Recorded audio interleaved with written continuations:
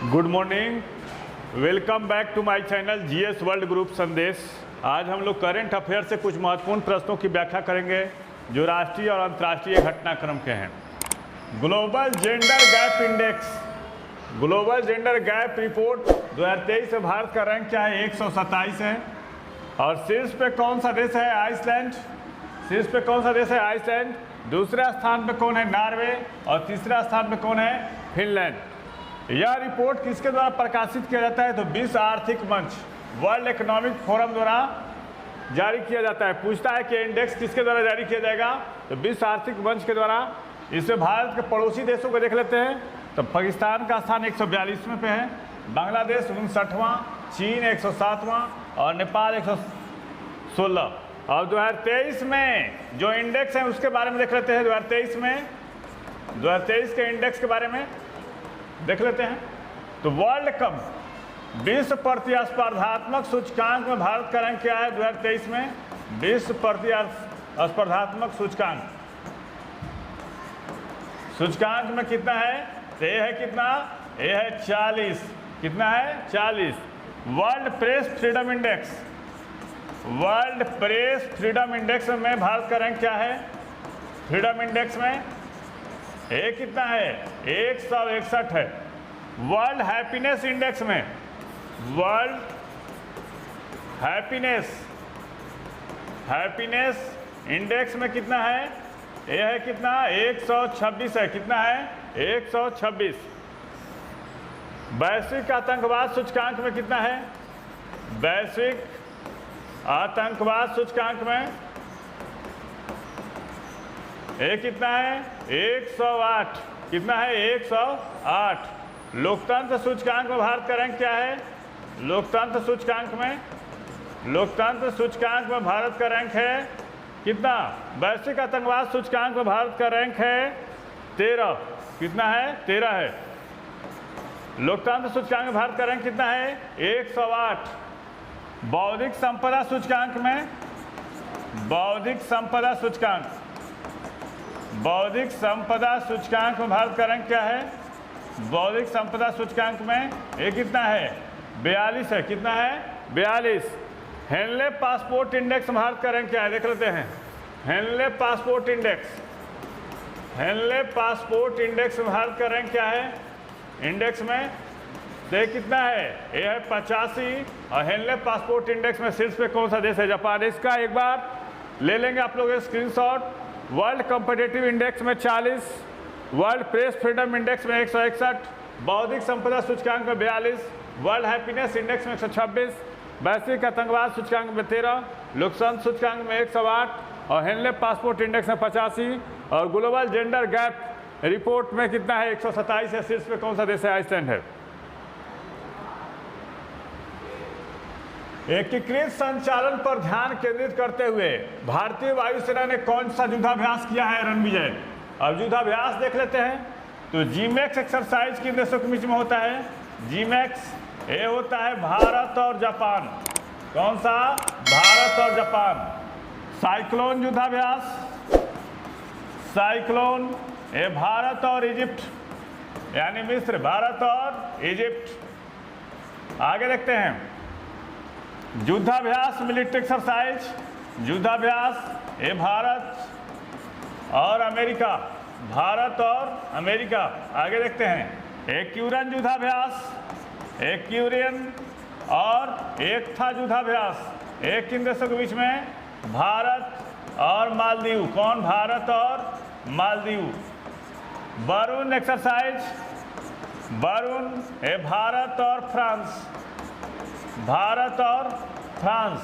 सूर्य किरण युद्धाभ्यास, सूर्य किरण ये भारत और नेपाल, सूर्य किरण भारत और नेपाल। आगे देखते हैं। बोंगो सागर युद्धाभ्यास एक किसके बीच? भारत और बांग्लादेश, भारत और बांग्लादेश। आगे देखते हैं। बोल्ड कुरुक्षेत्र युद्धाभ्यास, बोल्ड कुरुक्षेत्र एक किसके बीच? भारत और थाईलैंड, भारत और बोल्ड कुरुक्षेत्र, भारत और थाईलैंड।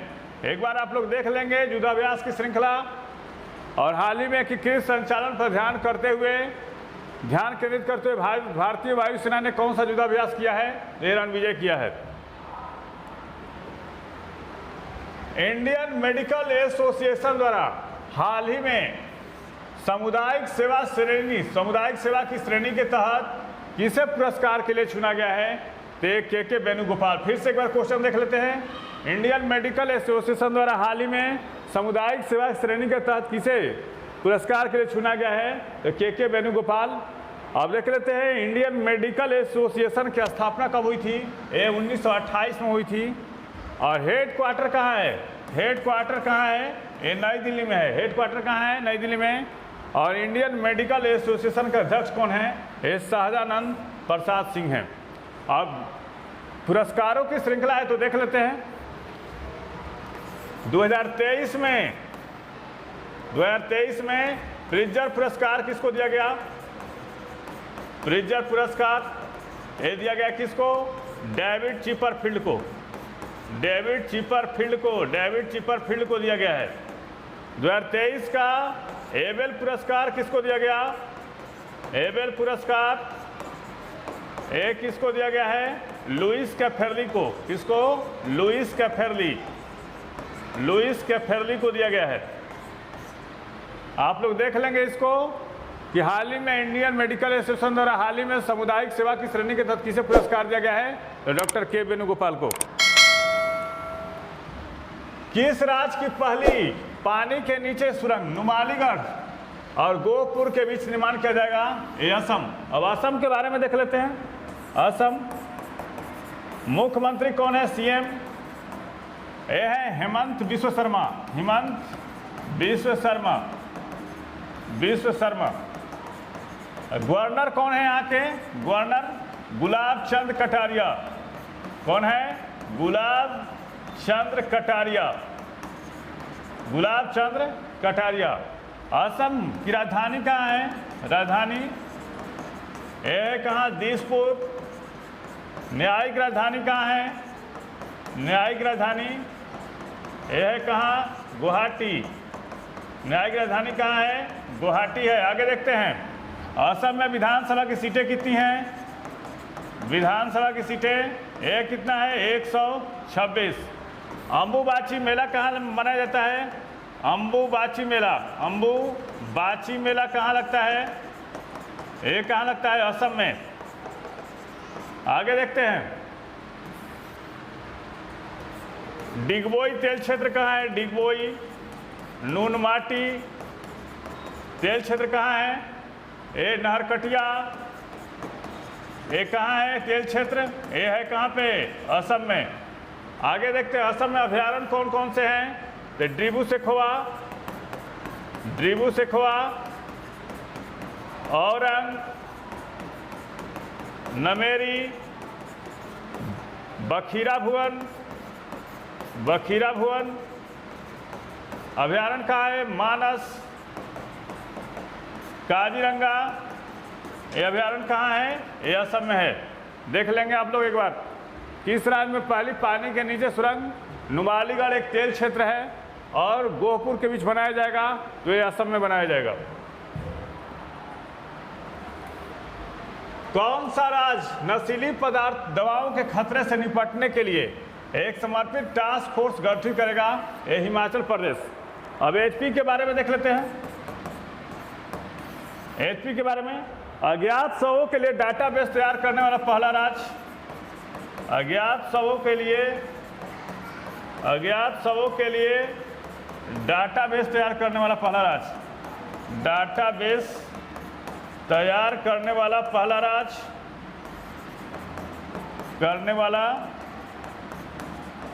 राज्य कौन बना? ये हिमाचल प्रदेश। हिमाचल प्रदेश के सीएम कौन है अभी? सुखविंदर सिंह सक्खू।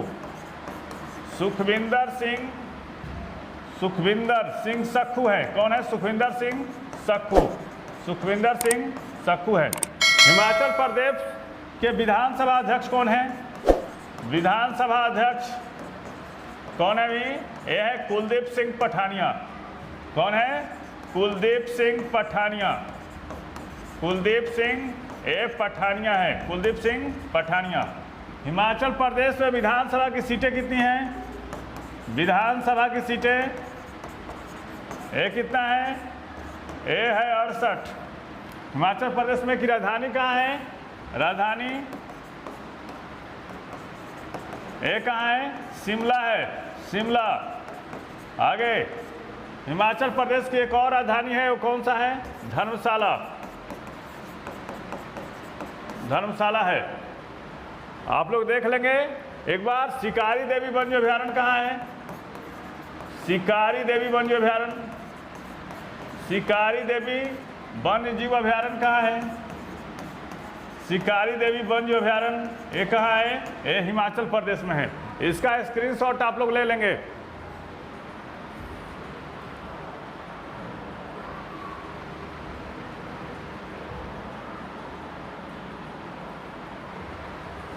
हाल ही में नंदी पोर्टल को किसने लॉन्च किया है? पुरुषोत्तम रूपाला ने। पशुओं की देखभाल, उनके टीकों की व्यवस्था करने के लिए नंदी पोर्टल को लॉन्च किया है। केंद्रीय मत्स्य और पशुपालन मंत्री हैं कौन? पुरुषोत्तम रूपाला। प्रमुख क्रेडिट रेटिंग एजेंसी S&P है, S&P है, S&P ग्लोबल रेटिंग्स ने वित्त वर्ष ग्लोबल रेटिंग्स ने वित्त वर्ष 2023-24 के लिए भारत के सकल घरेलू उत्पाद की वृद्धि दर कितना प्रतिशत रहने का अनुमान लगाया है?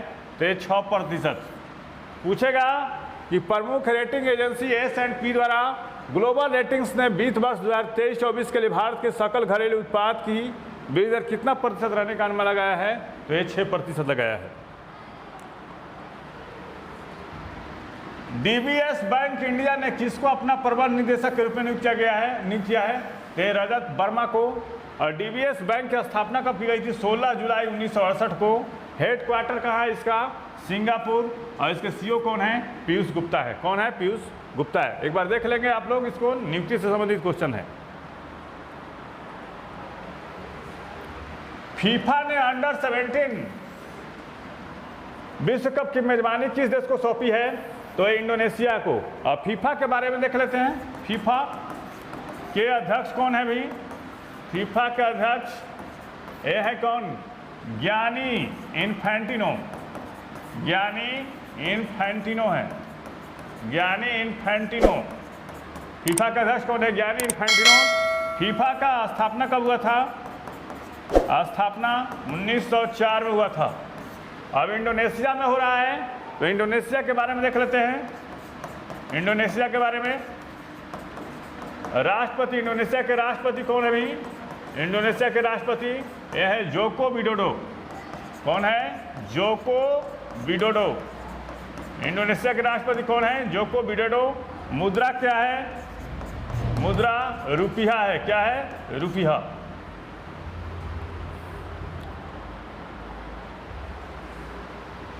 हरिद्वार दुबे का निधन हो गया, वे कौन थे? एक राजनेता थे। इनकी मृत्यु हो गई है। हरिद्वार दुबे का निधन हो गया, वे कौन थे? एक राजनेता थे। हाल ही में आई पुस्तक सिम्फनी टू जैज का विमोचन किसने किया है? ये अंकित खेमका हैं और इसके राइटर भी यही हैं। हाल ही में आई पुस्तक सिम्फनी टू जैज का विमोचन किसने किया है? अंकित खेमका। और इसके राइटर भी यही हैं, अंकित खेमका हैं। हाल ही में कहाँ पर 1000 साल पुरानी जैन मूर्तियाँ मिली हैं? हैदराबाद में। जो जैन धर्म के कितने तीर्थकर हैं? तो जैन धर्म के कितने तीर्थकर हैं? 24 तीर्थकर हैं। और 24 तीर्थकरों में 4 तीर्थकरों की मूर्तियाँ मिली हैं। ये कहाँ पे? हैदराबाद में। कुछ दिन पहले हैदराबाद के नज़दीक कोई गांव में मिला है। तो 1000 साल पुरानी मूर्तियाँ मिली हैं यहाँ पे। तो ये अपने आप में एक अनूठा है। इसको एक बार देख लेंगे। VVI क्वेश्चन है, VVI क्वेश्चन है। हाल ही में कहाँ पर 1000 साल पुरानी जैन मूर्तियाँ मिली हैं? ये हैदराबाद में। हाल ही में कौन सा देश अमेरिका के नेतृत्व वाले महत्वपूर्ण खनिज क्लब में शामिल हो गया? यह है भारत। देख लेते हैं, बहुत इंपॉर्टेंट क्वेश्चन है। अब खनिज सुरक्षा भागीदारी क्या है? खनिज सुरक्षा भागीदारी की घोषणा अमेरिका और अन्य प्रमुख भागीदार देशों ने जून 2022 में की थी। ऐसे क्या कहा जाता है? क्रिटिकल मिनरल्स अलायंस के रूप में जाना जाता है। वर्तमान में 14 देशों का सहयोग है। तो पूछेगा कि हाल ही में कौन सा देश अमेरिका के नेतृत्व वाले महत्वपूर्ण खनिज कलम में शामिल हो गया? तो भारत। और इसमें कितने देशों का सहयोग है? 14 देश इसमें है भी। और इसे क्या कहा जाता है? क्रिटिकल मिनरल अलायंस कहा जाता है। और अन्य प्रमुख भागीदार देशों ने जून 2022 में इसकी स्थापना की थी।